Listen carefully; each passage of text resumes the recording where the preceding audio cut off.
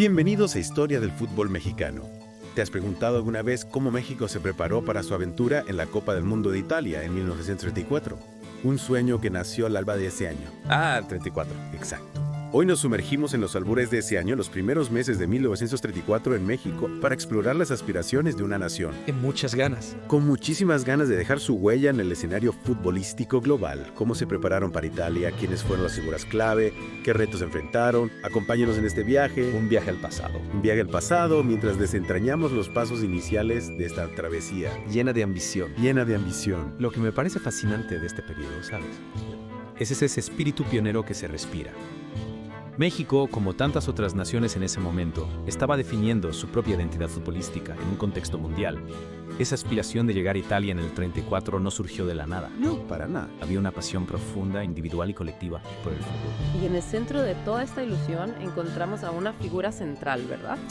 Un nombre que resuena en la historia del fútbol mexicano, Rafael Garza Gutiérrez, o como muchos lo conocen, Récord. Sí, señor. Un hombre que ya había vivido la experiencia del primer mundial en Uruguay en 1930 como jugador. Imagínate pasar de ser jugador en un mundial a liderar la selección. Uf, qué cambio. ¿Cómo crees que esa experiencia previa impactó su labor como entrenador? Pues no cabe duda que fue un salto importante. Récord.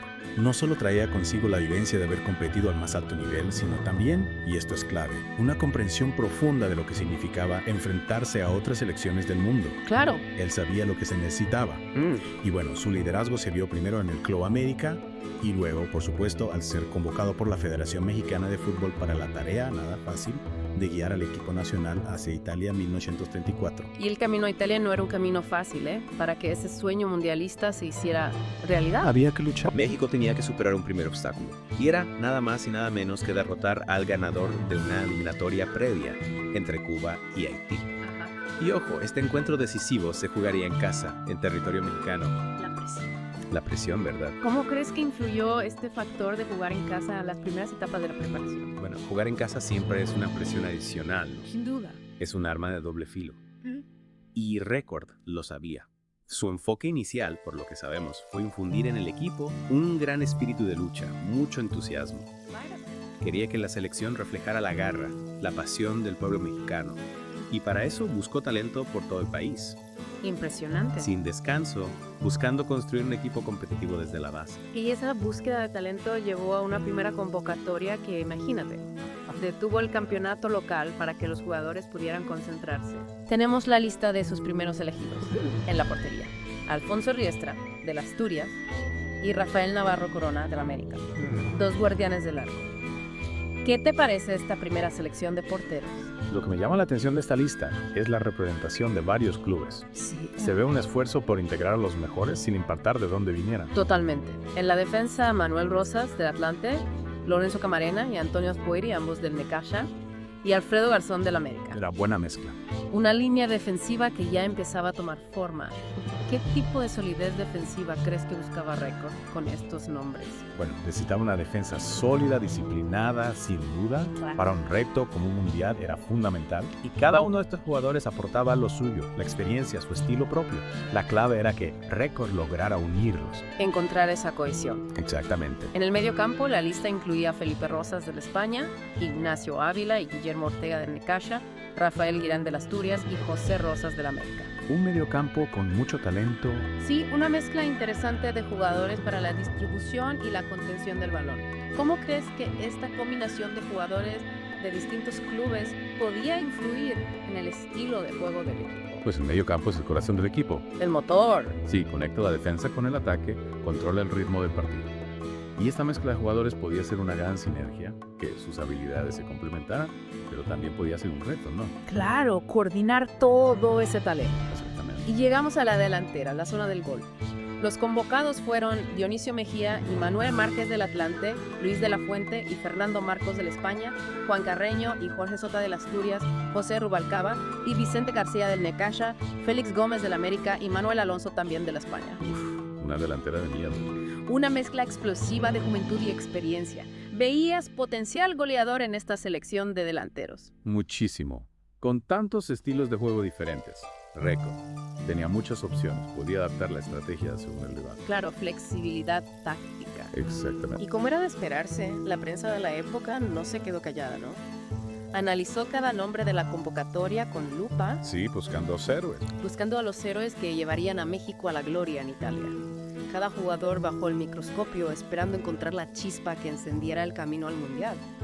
¿Cómo crees que esta atención mediática impactaba en los jugadores, sobre todo en los más jóvenes? Bueno, la prensa es un reflejo de la afición, ¿no? Y el fútbol siempre despierta pasiones. Imagínate, representar a tu país en un mundial. La presión debe ser enorme. Para los jóvenes, esta atención podía ser una motivación extra, pero también una presión muy fuerte. Claro, un arma de doble filo de nuevo. Exacto. Pero como suele pasar, no todos estaban de acuerdo con la convocatoria. Siempre hay opiniones. Hubo una ausencia notable. Hilario López y Luis Pérez, veteranos del Mundial anterior. Ah, sí. Sus nombres evocaban el recuerdo de Uruguay 30 y su ausencia generó nostalgia y dudas entre algunos aficionados y periodistas. ¿Qué nos dice esto sobre la importancia de la experiencia en el fútbol? Es comprensible esa reacción, ¿no? Los veteranos aportan experiencia, liderazgo, continuidad. Su ausencia generaba dudas sobre si el nuevo equipo estaría a la altura. Claro, la sombra del pasado. Pero también hay que recordar que el fútbol evoluciona. A veces hay que dar paso a las nuevas A generaciones. la renovación. Y a pesar de las dudas, esos jugadores convocados representaban la nueva esperanza del país. Los nuevos guerreros. Ellos llevarían el sueño mundialista, marcando un nuevo capítulo en la historia del fútbol mexicano. La ilusión, a pesar de las incertidumbres, ya estaba sembrada. ¿Y la preparación? ¿Cómo empezó? Con trabajo duro. Los primeros ensayos fueron partidos entre ellos mismos, los blancos contra los rojos. Interesante. ¿Qué importancia crees que tienen estos partidos internos al principio de la preparación? Mucha. El entrenador puede ver cómo juegan, probar estrategias, aunque sea un ambiente controlado. Un laboratorio. Exacto. El 14 de enero se jugó ese primer partido de entrenamiento, un ensayo general. El resultado. 4-3 a favor de los blancos. Un partido ajustado, muy ajustado, que seguramente les dio pistas sobre qué debían mejorar. Sí, lo bueno y lo malo. 3 días después, la revancha. Y esta vez, los blancos ganaron 3-0, mucho más contundente. ¿Qué nos dice este segundo resultado? Tal vez una mejor táctica, más entendimiento entre los jugadores o simplemente un mejor día. Todo. Claro. Lo importante es que los jugadores empezaban a tomar ritmo. Y llegó el momento de enfrentarse a un rival externo. El 21 de enero, la selección nacional jugó contra el Atlante en el Estadio Azteca. Un clásico. Un clásico. Ojo, este Atlante no tenía a sus jugadores seleccionados, pero aún así, el resultado fue una goleada. 7-3 a favor de la selección. ¿Cómo crees que esta victoria impactó en la afición? Una inyección de moral. Ver a su selección marcar 7 goles. Euforia total. Aumentaba la ilusión, la confianza en el equipo. Y después de probarse a nivel local, tocaba medirse a un rival internacional. La selección se enfrentó a la Aurora de Perú. Un equipo desconocido. Sí, en México no se sabía mucho del fútbol peruano en ese momento. Ya. Pero al ser un equipo sudamericano se esperaba un buen nivel.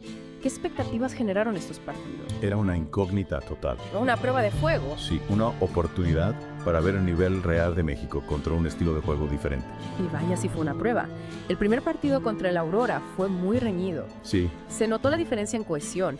El Aurora con un juego de toque más elaborado, típico del fútbol sudamericano, y México todavía buscando su propio estilo. Al final, México ganó 2-1 con individualidades destacadas, pero con dudas en el juego colectivo. una victoria con sabor agridulce. Totalmente. ¿Qué análisis harías de este primer encuentro? Bueno, una victoria por la mínima. Sin un juego convincente siempre deja dudas. Las individualidades pueden ganar partidos, pero para un mundial necesitas un equipo sólido. Cohesión. Exacto. Una semana después, el segundo partido contra el Aurora. Y aquí sí se vio una mejoría en el entendimiento entre los jugadores mexicanos. Victoria más holgada, 5-3. ¿Qué nos dice esta evolución tan rápida? Que el equipo aprendía rápido, se adaptaba. Sí, en una semana lograron sincronizarse mejor. Y eso se tradujo en más goles. Impresionante. Y el récord, el entrenador tomó nota. Conclusión, necesitaban más partidos de preparación para fortalecer la cohesión del equipo. Esos partidos contra el Aurora fueron una lección. Una llamada de atención. Sí, la falta de experiencia internacional era evidente. Y en esos días se confirmó el rival para la eliminatoria mundialista, Cuba. un rival conocido. Sí, cercano geográficamente, lo que añadía un extra de rivalidad. ¿Cómo crees que este conocimiento del rival influyó en la preparación? Saber a quién te enfrentas te permite preparar una estrategia específica. Aunque Cuba no era una potencia, había que tomárselo en serio, analizar sus fortalezas y debilidades. Claro, no subestimar al rival. Nunca. Y antes de esa serie decisiva contra Cuba, la selección jugó 2 últimos partidos de preparación. El primero contra el Real Club España, que jugó con muchos suplentes porque la mayoría de sus titulares estaban en la selección. Un partido con menos presión. Sí, victoria fácil para México, 4-1, que reforzó la confianza en el equipo, aunque el rival no fuera el más fuerte. Mantener la moral alta es importante. Sin duda. Pero una semana después, justo antes de la eliminatoria, llegó la sorpresa. La selección empató 2-2 contra el Asturias. Vaya. Un resultado inesperado que generó preocupación. Claro, un paso atrás en el peor momento. ¿Cómo interpretas este tropiezo tan cerca del partido clave? Un empate así siempre es preocupante. Podría ser relajación, problemas tácticos o simplemente un mal día. Lo importante era analizar las causas y corregir los errores. Ajustar la estrategia. Exacto. Y así llegamos al momento culminante. La serie contra Cuba, programada para empezar el 4 de marzo. El destino en sus manos. Los jugadores descansaron unos días antes de este desafío que definiría su camino al Mundial. Y la gran pregunta es, ¿cómo terminaría esa serie contra Cuba? La historia continúa. La historia continúa. Te invitamos a reflexionar sobre estas primeras esperanzas, los retos que la selección mexicana enfrentó en su camino hacia Italia 34. Estos primeros pasos fueron fundamentales para la historia de nuestro fútbol. Y si te gustó este viaje al pasado, no olvides darle like al video, suscribirte a nuestro canal para más historias del fútbol mexicano, dejar tus comentarios y compartir este video con otros apasionados del deporte. Hasta la próxima.